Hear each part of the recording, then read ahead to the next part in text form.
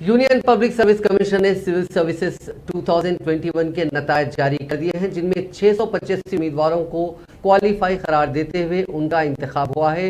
इनमें 17 मुस्लिम लड़के और लड़कियां भी शामिल हैं। हालांकि बाद में ये आंकड़ा बढ़कर 25 हुआ है। 100 रैंक हासिल करने वालों में एक भी मुस्लिम शामिल नहीं है। अरबिया नुमान ने 109 रैंक हासिल किया, जबकि मोहम्मद सुबूर खान को 125वां रैंक, सैयद मुस्तफ़ा हाशमी को 162वां रैंक, मोहम्मद साकिब आलम को 279 रैंक, मोहम्मद अब्दुल रऊफ शेख को 309 रैंक, नाजिश उमर अंसारी को 344 रैंक हासिल हुआ। फैसल खान को 365वां रैंक हासिल हुआ, जबकि मोहम्मद खमरुद्दीन को 414, मोहम्मद शबीर को 419, फैसल रजा को 414 रैंक, मासूम रजा खान को 447 रैंक, ए आसिफ को 464 रैंक, तहसीन बानो का रैंक 483, शेख मोहम्मद जैब जाकिर को 496 रैंक, मोहम्मद सिद्दीक शरीफ को 516 रैंक हासिल हुआ।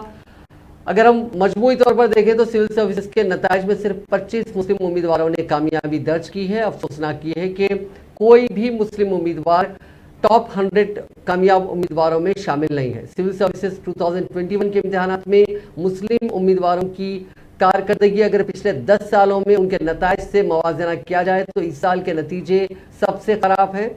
गुज़िश्ता 10 साल में मुस्लिम उम्मीदवारों की सबसे बेहतरीन कारकर्दगी 2016 में देखने को मिली थी, जब 52 उम्मीदवार कामयाब हुए थे।